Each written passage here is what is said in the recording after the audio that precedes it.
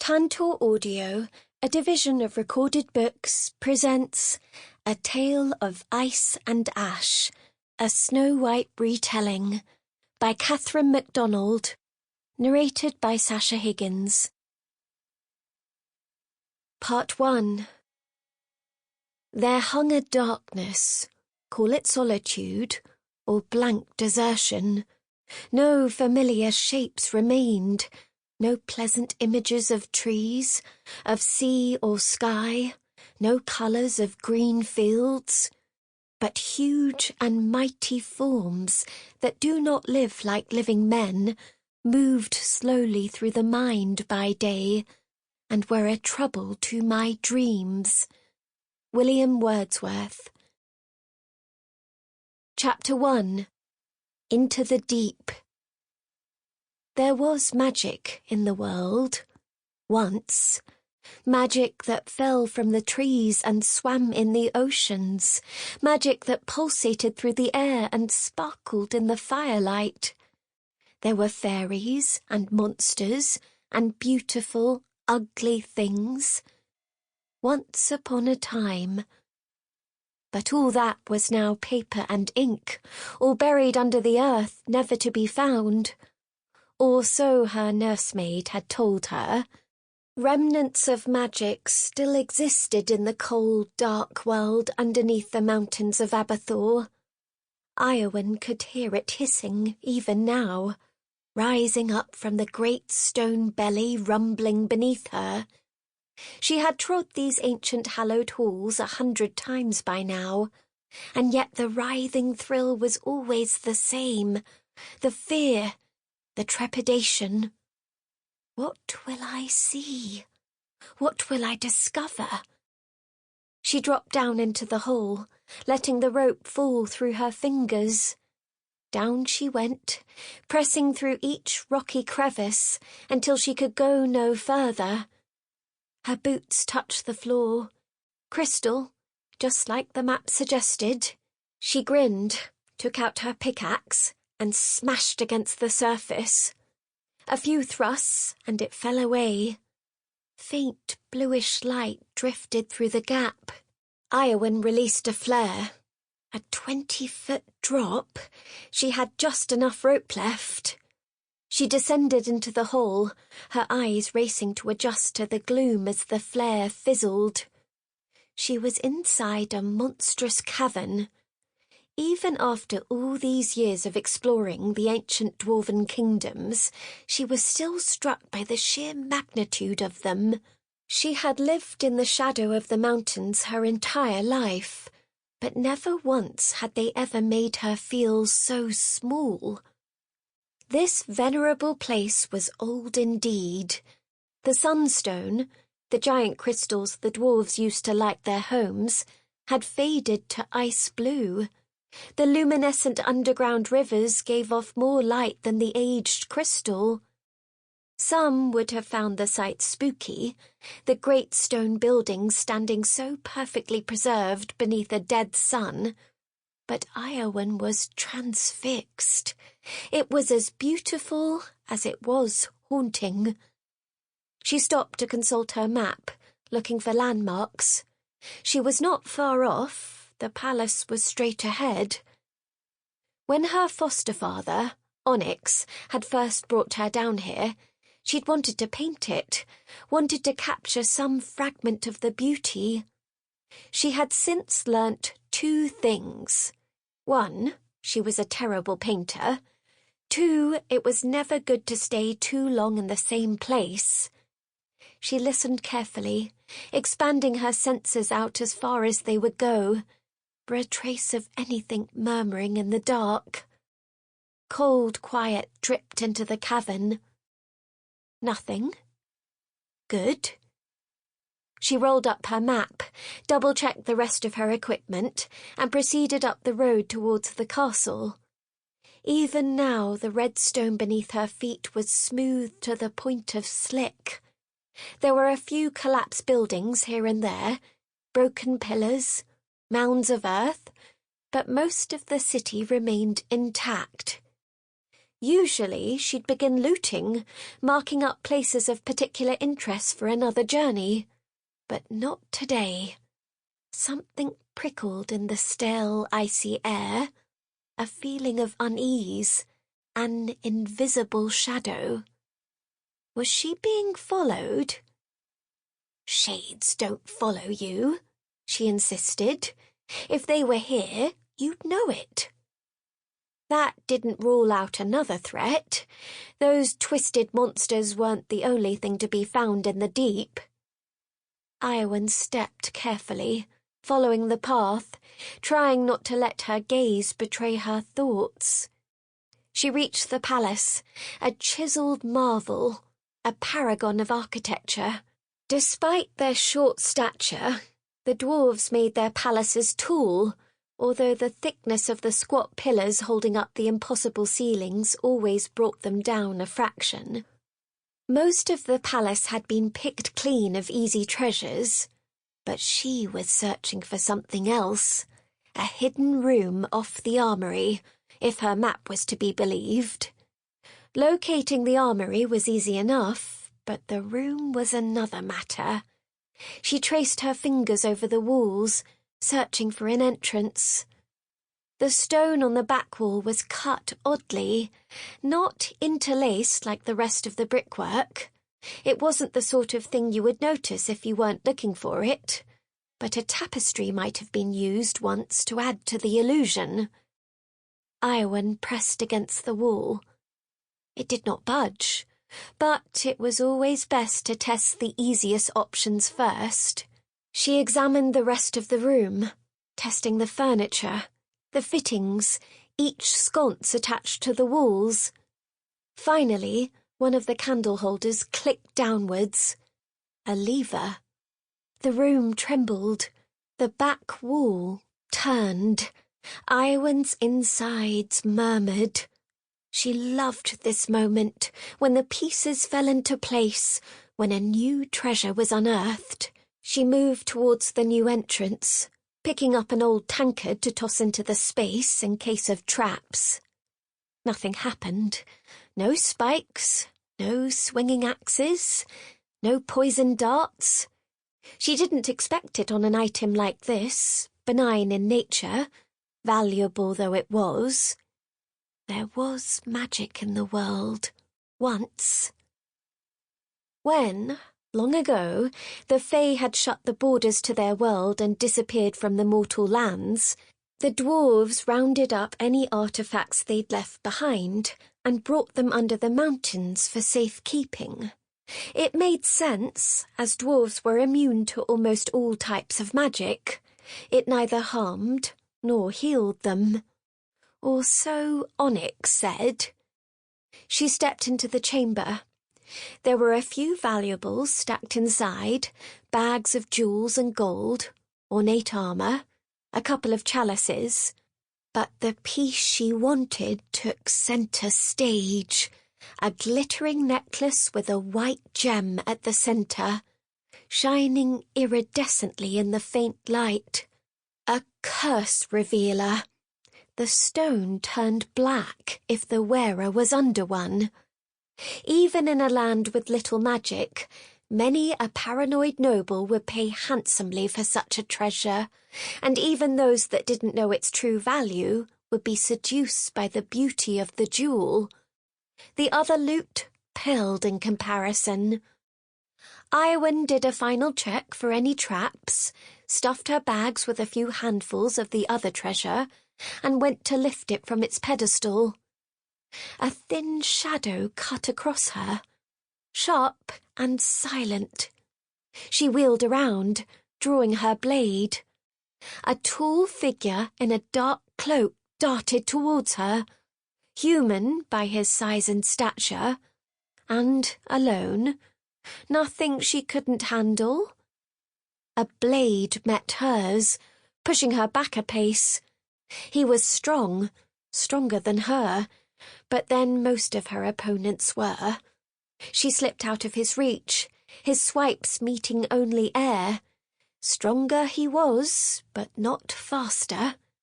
She kicked over one of the bags of gold, forcing him to slide in another direction, narrowly missing his middle with the tip of her blade. He was well taught, better than most common bandits. His swordplay matched hers. If she could snatch up the necklace and delay him with a swift kick, she could probably trap him.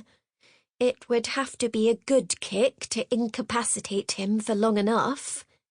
He swiped at her ankles, but she vaulted out of the way, sliding over a tabletop and snatching up the necklace. She slipped it around her wrist in 2 quick flicks. "No!" the man yelled. They had the same target. Definitely not a common bandit. "Sorry," said Eirwen, "but ladies first." She caught a hint of a smirk under his hood. "Usually I'd agree," he said, making another lunge. "But not with this." She let his sword slide all the way to the hilt of hers, grabbed the blade with the padded palm of her left hand, and twisted the hilt with her right. His grip loosened, and she wrenched the weapon away from him, flinging it behind her. She pressed forward with her own, until her opponent was backed against the wall with her blade to his throat. He gave a short gasp. "Snow?" Eirwen stilled. There was only one person in the world who had ever called her that, and he was one person that absolutely couldn't know she was alive. She opened her mouth to lie, to say he must be mistaken, but her hesitation had revealed everything. He took down his hood. Taller now than the boy she'd known when she fled the castle almost 5 years ago.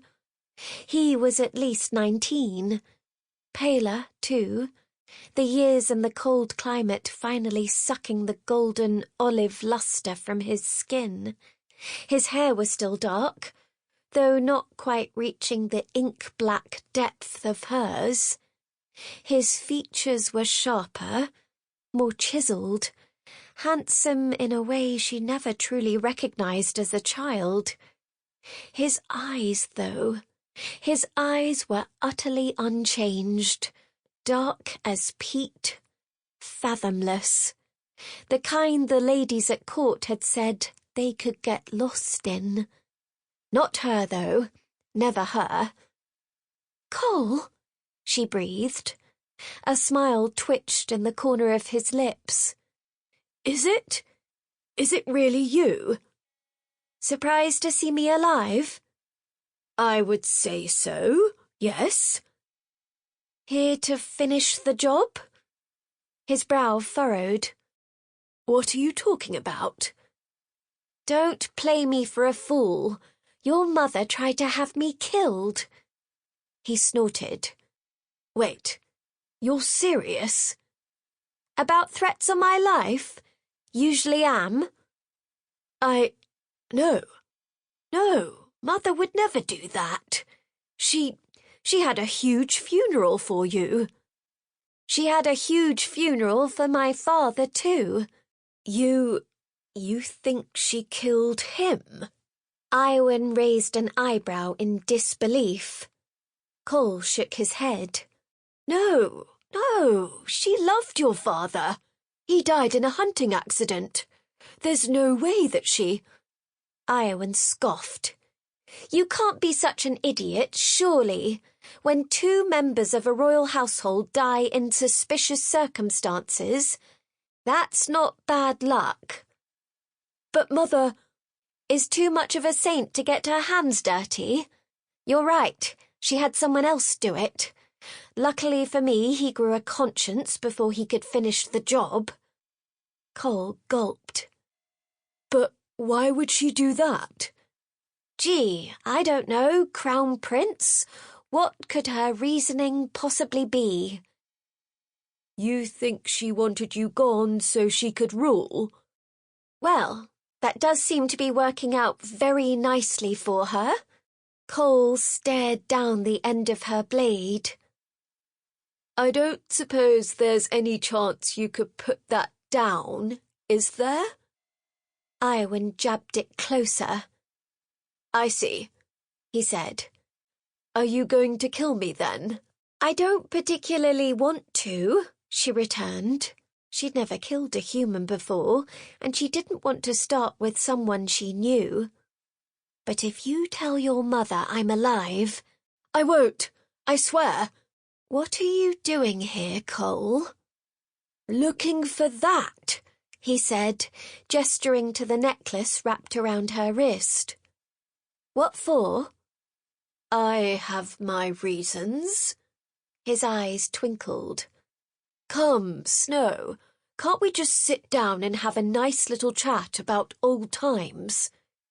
You and I clearly have very different memories regarding our time spent together, she huffed. And don't call me Snow. Something dinged in the great hall. Eirwen swore, dropping her blade away from him. Did you just curse? Cole asked, delightedly. How unladylike. Daddy would be horrified. She flipped his blade off the floor and handed it back to him. You're arming me again. Desperate times call for desperate measures. Come, quickly. What is it? Did you seriously make it all the way down here without finding out anything about this place? My research might have been a little one-sided. Eirwen groaned. I don't have time to explain this to you. Stick beside me if you want to live. Cole followed her out of the room. I don't remember you being so confident and commanding. It's very attractive. Eirwen shot him an icy glare. I was 13, and you are just as vile as I remember. Cole shrugged. You're not 13 anymore. She drew her blade back to his throat. I will use this. Point taken. They stepped out of the armoury and ascended the staircase into the main corridor. The sound from the great hall intensified, as did a low scuttling around them. Damn, damn, damn. Rats? Asked Cole, hopefully. Quiet! He was lucky to have made it so far down without encountering any resistance. But an utter fool for being so unprepared. Why had he come down alone, anyway? Surely he had an army of knights at his command. You're going to tell me what's going on? Shh! She tried to gauge the direction of the sound. There were definitely a few in the great hall, but by the entrance, she wasn't sure. This way, she said, jerking her head. Keep your sword drawn. Well, I wasn't about to put it away. Eirwen shook her head and crept out, slowly, carefully, not trusting her boots to be silent. She tiptoed across the marble, Cole following her with exaggerated steps. Something scuttled across the entrance. Cole stopped. What was that? He hissed. A problem. Another two followed it. Should they make a run for it, possibly attracting more? Was stealth still the best option? She rarely had to engage them, evading them wherever she could. It was Onyx's first rule of surviving down here. Never start a fight. Do whatever you could to avoid confrontation. The shades appeared to have some kind of hive mind. Engage one, and half a dozen were on you before you knew it. Something moved to the side of her, a wheezing, guttural sound chopping through the air. Eirwen turned. A few feet away, one of them stood with its lopsided form, its wide, unblinking milk-white eyes staring at her from its shrunken, pitch-black, oily skin. Once, centuries ago, it had been a dwarf, That much was still obvious in its short, stout stature and wide features. But something had happened to it, something no one understood. Some said they were dwarves that dug too deep into the pit and saw something that they weren't supposed to. Others said it was a virus, that their black blood would twist you too. No one knew. What they did know was that they were strong, that they did not feel pain, that they did not stop unless you made them. The shade lunged. Eirwen darted backwards, letting it barrel into the wall, and slashed across its neck, kicking it down to bleed out, while another launched its attack. She vaulted over its back, streaming towards the others, cutting wherever she could, and hoping Cole was smart enough to follow her. The entrance was swarming with them. No! No! No! She turned, flying back along the corridor as they flooded the space, into the great hall. There were easily 20. She had never faced so many before. The floor of the great hall was covered in shards of glass, multiplying the white, unending stairs. Cole's back slammed against hers. "It appears we're outnumbered," he said. "I'm sincerely hoping you have a plan." Eirwen's thoughts raced, her gaze bouncing across every surface of the room, every entrance, every item. 12 tables, 50 benches, a broken throne, a chandelier. "Toss me," she said. "What?" "Throw me into the air, high as you can." Cole didn't ask another question. He linked his fingers together, she jumped on top of them, and catapulted into the rafters. High ceilings, yes, but the rafters were low. She whipped out her hunting knife and flung it across the room, severing the chandelier. It crashed to the ground. It caused the momentary distraction she was praying for. Wasting no time, she seized the remnants of the rope and threw it down to Cole, hauling him onto the beam. "Follow me," she instructed. Cole didn't argue, although he wobbled clumsily behind her, his large feet, tall form, and inexperience slowing him. The shades were still distracted by the chandelier, or looking around for their prey as if they'd vanished into thin air. Eirwen moved quickly, reaching the end of the rafters and leaping back down into the corridor, sprinting towards the exit. Cole was much slower. Too slow. Any second now more would come, or the others would realize where they went.